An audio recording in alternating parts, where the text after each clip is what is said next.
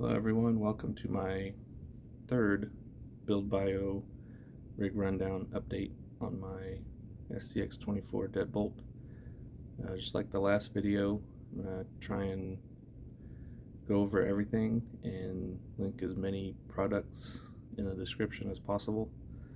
I'm going to try and shoot this one a little bit differently in segments, so hopefully I don't miss anything, and I apologize for the transitions between segments, but there's just a lot for me to try and remember. I think it might be easier for me to do it that way. So with that, let's get started. Alright, so let's go over the exterior modifications. The body is untrimmed. I haven't cut any of the wheel wells or sills or anything like that like a lot of guys do. I did trim the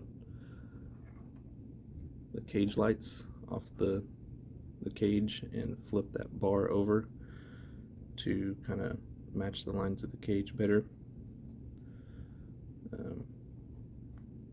The body is magnet mounted, as you can see in there. Those are just some magnets that I had laying around from a toy or something like that that are hot glued in there, and then they attach to these screws here, which are number 632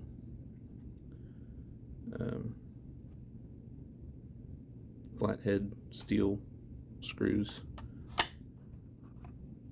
They hold really well. The wheels and tires I'm running are RC4WD drive scramblers on RC4WD drive stamp steel beadlocks. I did trim the foams to be a smaller OD. I measured 1 centimeter out from the ID and just cut in a circle all the way around. And I've also, as you can see down in there, sorry for my dirty wheels, have drilled vent holes in the wheels to help the tires compress. Sometimes you can hear that in my running videos. So I drilled through the rim right there, and then down through the top of the inner lock ring.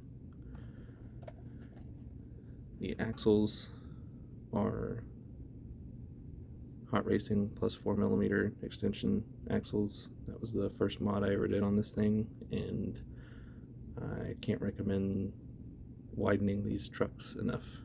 I think it really helps out in performance. And the sliders here are just homemade out of some thin gauge sheet metal, and they work really well. As you can see, they get pretty scratched up. They keep me from getting hung up on stuff, and they're really low profile, don't get hung up on much. So with that, we'll move on to electronics. I'm running the stock ESC receiver combo as just a receiver because I have the Furitek Lizard ESC to run my aux motor from eBay. It's got a giant heat sink, which is not really necessary anymore, but I left it on there because it's really stuck on there with the glue that I used. The reason it's not really necessary anymore is because the control from the Lizard ESC really keeps the heat out of the motor. Before I had this, the motor would get really too hot to touch, and now it just barely kind of gets warm. So I'd highly recommend that. The steering servo I'm running is the EcoPower ECP640T. I picked that up at my local hobby shop for about 30 bucks, and I'm really happy with it. It's got about twice the torque of an Emax, and I would say the only downside is the servo horns that it comes with. the holes are larger than 1.4 millimeter, so you can't just screw straight into it.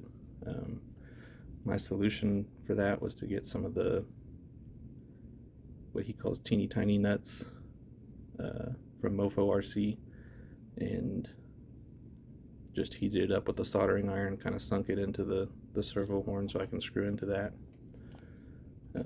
I have it mounted on the MOFO RC adjustable servo mount. It is really nice because, as you can see, I was able to get that pushed back really far, get the servo horn as close to the axle as I could to maintain decent steering geometry and keep the steering linkage behind the front wheels so they're not catching on stuff. For steering linkage, I'm running the Hot Racing aluminum steering links. Now let's get into the suspension setup. So for shocks, I'm running Hobby Plus CR24 aluminum upgrade shocks with the stock plastic SCX24 cap and ends. I have a video on that I'll link to in the description how I did that. If you put these at the right angle, I think they really are the sweet spot for travel on these little trucks.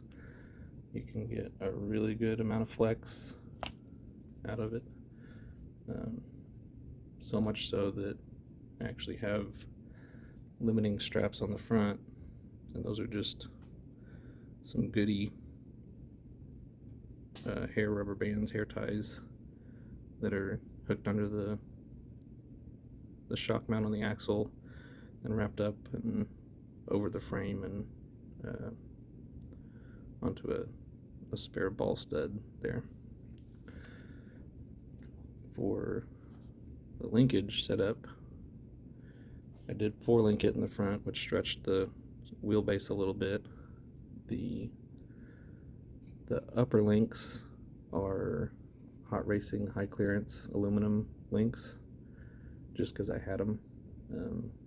They are 40.5 millimeters long.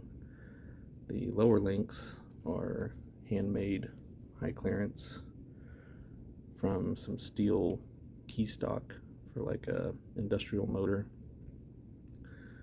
I heated and bent and shaped and drilled those to get that.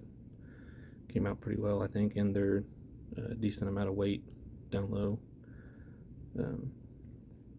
I did have to shorten the, and they're 50.5 millimeters eye to eye.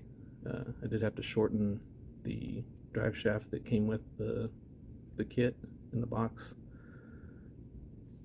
From this flange here to the end, I cut it at 20 millimeters, and that seems to work out really well. At full droop, it doesn't separate, and at full compression, it's got plenty of clearance there. I did have to shorten the splined end a little bit in order to gain that compression clearance. The rear links are the factory plastic upper links, and the lower links are Hot Racing aluminum high clearance. Next thing I want to talk about is my frame, which is aluminum. It's a custom laser cut chassis rails of my own design. I had a company called Send Cut Send laser cut that for me. Highly recommend those guys. Their customer service is awesome. The design of it is kind of based on how I had modified my stock frame, and I did a 5-degree angled transmission mount to try and just gain a little clearance under the belly, and then gave myself as many shock mount options in the rear and the front as I thought I could use. I've actually trimmed a little bit more off the front than I originally had, just for servo clearance. Here's a original section of the frame. You can see that a little bit better. The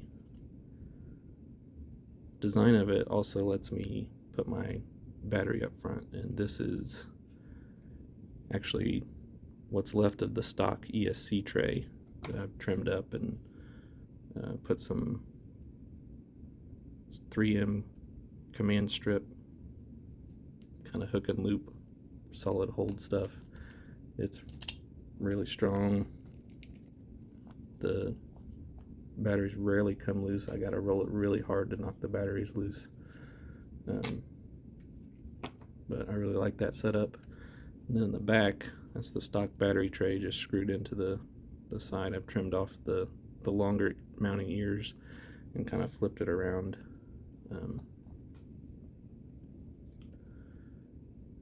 The front body post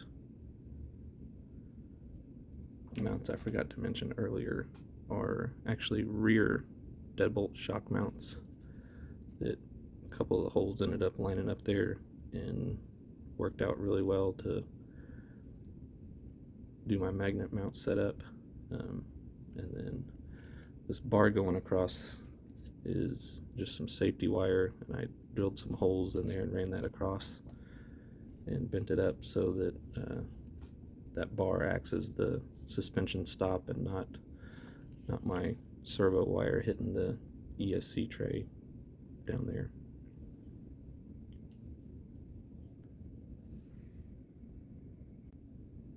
And the last thing I want to talk about is weight and weight distribution. With the body on and the stock battery, it weighs 386 grams and has a 59 to 41 front to rear weight distribution, which is pretty close to ideal. The ideal is 60-40 front to rear and 50-50 left to right. And I'm at, like I said, 59-41 front to rear and 51-49 left to right.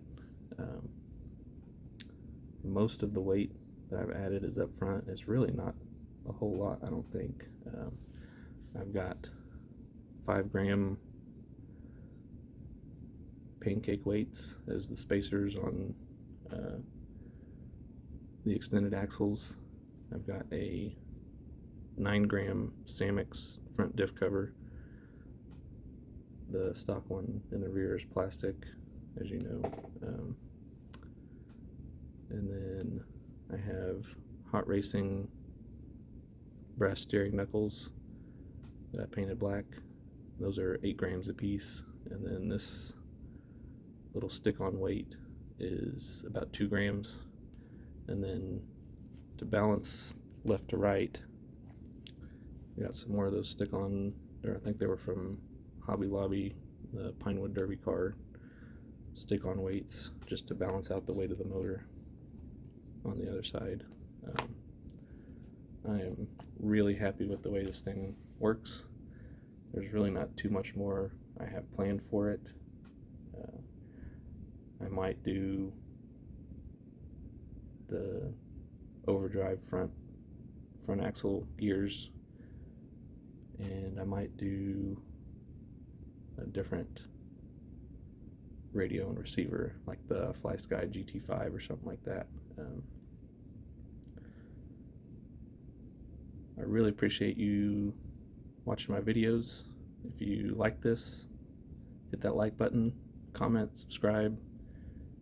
Thanks for watching. I'll see you in the next one.